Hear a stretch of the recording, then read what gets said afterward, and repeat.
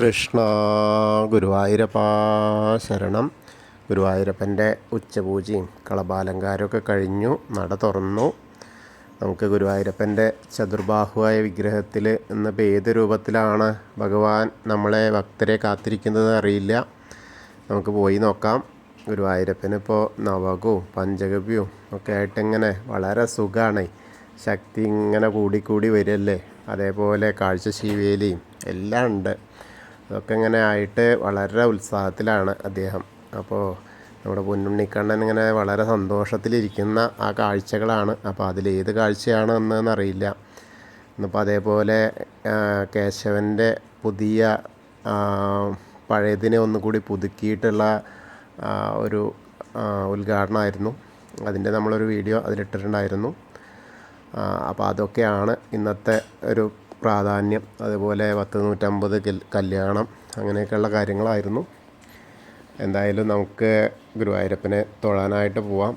ആദ്യം തന്നെ കിഴക്കേ നടയിലുള്ള മഞ്ജുളാലിനെ ഒന്ന് പ്രദർശനം ചെയ്യാം. അതിനുശേഷം അത്തിമര ഗണപതിയെ കാണാനായിട്ട് വരാം. ഇന്നലെ ലൈവ് ഇട്ടായിരുന്നു. ഇന്നും വൈകുന്നേരം ലൈവിൽ വരണമെന്ന് വിചാരിക്കുന്നുണ്ട്. അപ്പോൾ എല്ലാവരും ഇന്നലെ തീരെ ആളുണ്ടായിരുന്നില്ല കേട്ടോ. അറിയാഞ്ഞിട്ടായിരിക്കാം, നമ്മളിപ്പോൾ ചെയ്യാറില്ലല്ലോ. അങ്ങനെ അത്തിമര ഗണപതിയെ കണ്ട് തൊഴുത് നമ്മൾ നേരെ ഗോപുരവാതിൽ കടന്ന് അകത്തേക്ക് വരാം. അകത്തേക്ക് വരുമ്പോൾ ആ ഭഗവാന്റെ കൊടിമരം കാണാം. അവിടെയൊക്കെ അലങ്കരിച്ചത് ഇങ്ങനെ കാണാം. അത് കഴിഞ്ഞ് വലിയ ബലിക്കല്ല്, അതിൻ്റെ മുകളിലേക്ക് നോക്കിയ ഗജരാജൻ കേശവൻ്റെ 2 കൊമ്പുകൾ സ്വർണം കെട്ടിയത്, അതിൻ്റെ നടുക്കുള്ള മഹാലക്ഷ്മി ദേവീനെയൊക്കെ കണ്ട് വാതിൽപ്പടി അങ്ങോട്ട് കയറുക അകത്തേക്ക്. അങ്ങനെ കയറുമ്പോൾ ഇടതുവശത്തുള്ള മേൽപ്പത്തൂരിൻ്റെ പീഠവും ആ കിടാവിളക്കൊക്കെ കാണാം. വലതുവശത്തെ ആദ്യത്തെ തൂണ് നോക്കിയിട്ട് നരസിംഹാവതാരം കാണിച്ചു കൊടുത്തു എന്ന് പറയുന്ന ആ തൂണ് നോക്കി തൊഴുത് ഭഗവാന്റെ ശ്രീലകത്തേക്ക് ഇങ്ങനെ നോക്കുകയാണ്. ശ്രീലകത്തേക്ക് ഇങ്ങനെ നോക്കുമ്പോൾ വളരെ മനോഹരമായ കാഴ്ച. ഇന്നെന്താ വെച്ചാൽ ഒരു പീഠമൊക്കെ കാണാണ്ട്, ഉണ്ണിയുടെ കാൽപാദങ്ങൾ കാണാണ്ട്, കാൽത്തളകൾ ഇണിഞ്ഞിട്ടുണ്ട്. അപ്പോൾ എങ്ങനെയാ വെച്ചാൽ ഇടത്തെ കാലിങ്ങനെ തൂക്കിയിട്ടുണ്ട്. പീഠത്തിൻ്റെ മുകളിൽ ഇരുന്നിട്ട് ഇടത്തെ കാല് തൂക്കിയിട്ടിട്ടുണ്ട്.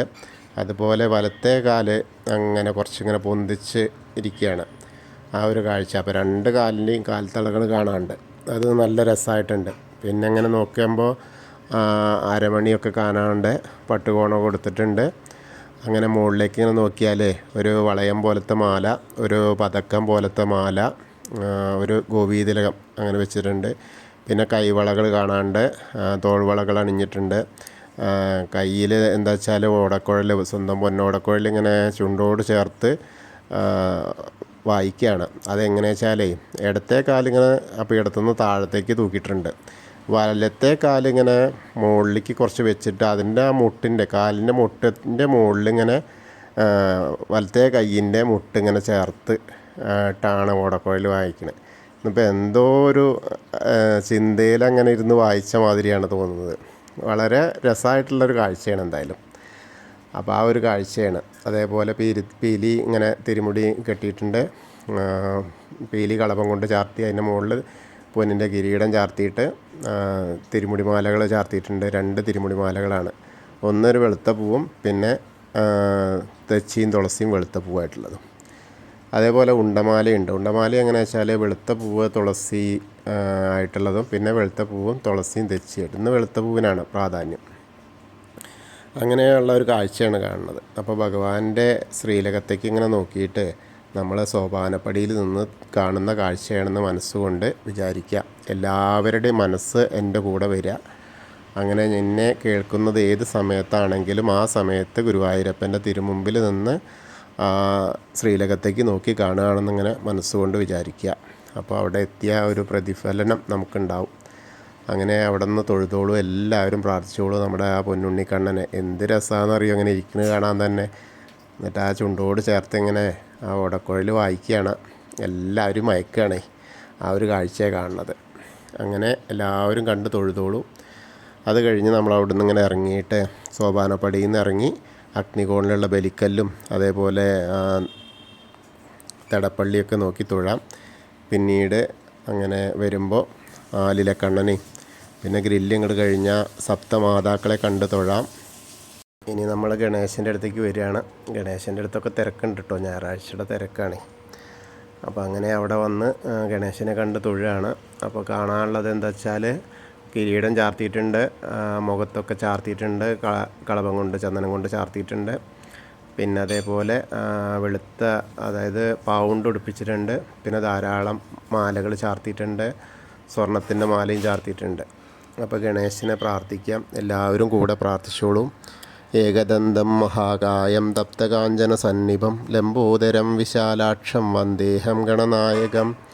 അത് കഴിഞ്ഞ് സരസ്വതി അറയിലേക്ക് നോക്കുക, സരസ്വതി ദേവീനെ പ്രാർത്ഥിക്കുക. സരസ്വതി നമസ്തുഭ്യം വരദേ കാമരൂപിണി വിദ്യാരംഭം കരിഷ്യാമി സിദ്ധിർഭവതു മേ സദാ. അങ്ങനെ അവിടെ തൊഴുത് നമ്മളങ്ങനെ വരുമ്പോൾ കോർണറിലെത്തിയാൽ ചെറിയ ഗണേശനെ കാണാം. ഒന്ന് കണ്ട് തൊട്ട് തലോടാം. പിന്നെ മത്സ്യം, കൂർമ്മ, വരാഹം, നരസിംഹം വരെയുള്ള രൂപങ്ങളൊക്കെ കാണാം. ആ വരാഹത്തിൻ്റെ അവിടെ കുറൂരമ്മേനെയും വെണ്ണക്കണ്ണനെയൊക്കെ കാണാം.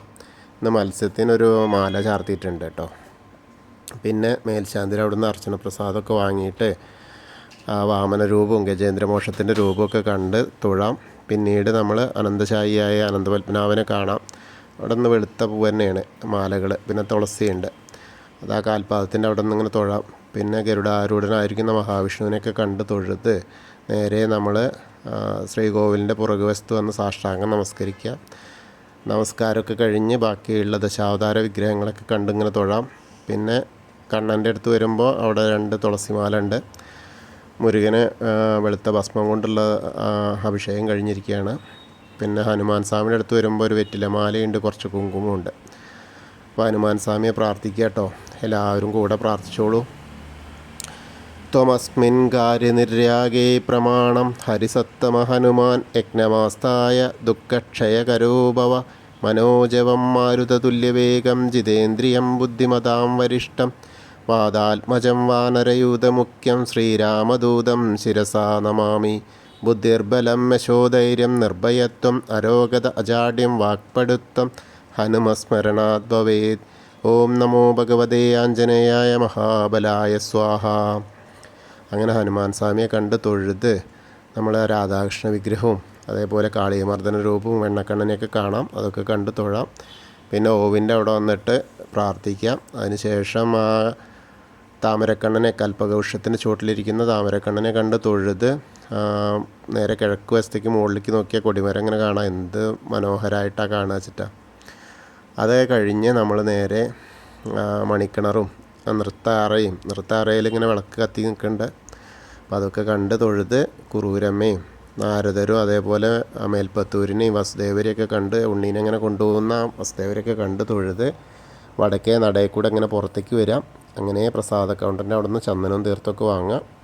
പിന്നീട് നമ്മൾ എടത്തരികത്തുകാവിലെ ഭഗവതിയെ കാണാനായിട്ട് ഇങ്ങനെ വരാം. ഭഗവതിയുടെ അടുത്ത് വരുമ്പോൾ കുറച്ചൊക്കെ തിരക്കാണ്, എന്നാലും അതിലെ ഇങ്ങനെ വന്നാൽ നമുക്ക് ഭഗവതിയെ കാണാം. ഭഗവതിയുടെ രൂപം എന്താ വെച്ചാൽ ഇന്ന് ഗോളക തന്നെയാണ്, മുകളിൽ കിരീടമൊക്കെ ഉള്ള ഗോളകയാണ്. അതേപോലെ ചുവന്ന പട്ടുടുപ്പിച്ചിട്ടുണ്ട്. പിന്നെ ധാരാളം താമരമാലകളുണ്ട്, താമരപ്പൂ ഇങ്ങനെ അർച്ചനയും ചെയ്തിട്ടുണ്ട്, തെച്ചിയുണ്ട്. അതേപോലെ ആ ശിവേലി വിഗ്രഹത്തിൻ്റെ മുകളിലൊക്കെ നല്ല മാലകൾ ചാർത്തിയിട്ടുണ്ട്. അപ്പോൾ അമ്മേനെ പ്രാർത്ഥിക്കാം, എല്ലാവരും കൂടെ പ്രാർത്ഥിച്ചോളൂ. സർവമംഗളമാംഗല്യേ ശിവേ സർവാർത്ഥസാധികേ ശരണ്യേ ത്രയംബകേ ഗൗരി നാരായണി നമസ്തുതേ.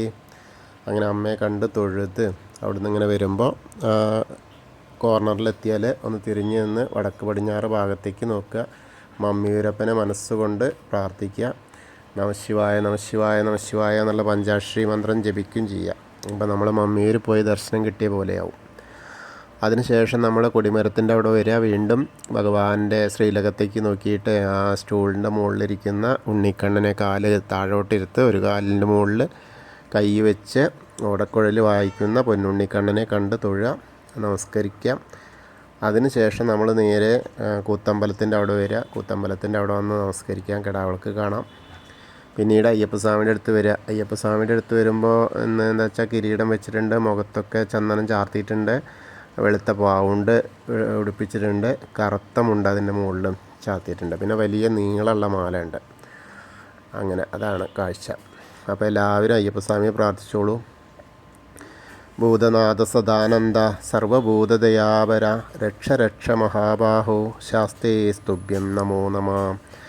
അതിനുശേഷം അവിടുന്ന് ഇങ്ങനെ വന്ന് പടിഞ്ഞാറ നടയിൽ വന്ന് ആ ദീപസ്തംഭത്തിൻ്റെ മുകളിലുള്ള ഗരുഡധ്വജനെയും അതേപോലെ ദീപസ്തംഭത്തിൻ്റെ മുകളിലുള്ള വേണുഗോപാലിനെയും കൊടിമരത്തിൻ്റെ മുകളിലുള്ള ഗരുഡധ്വജനെയും കണ്ട് തൊഴുക.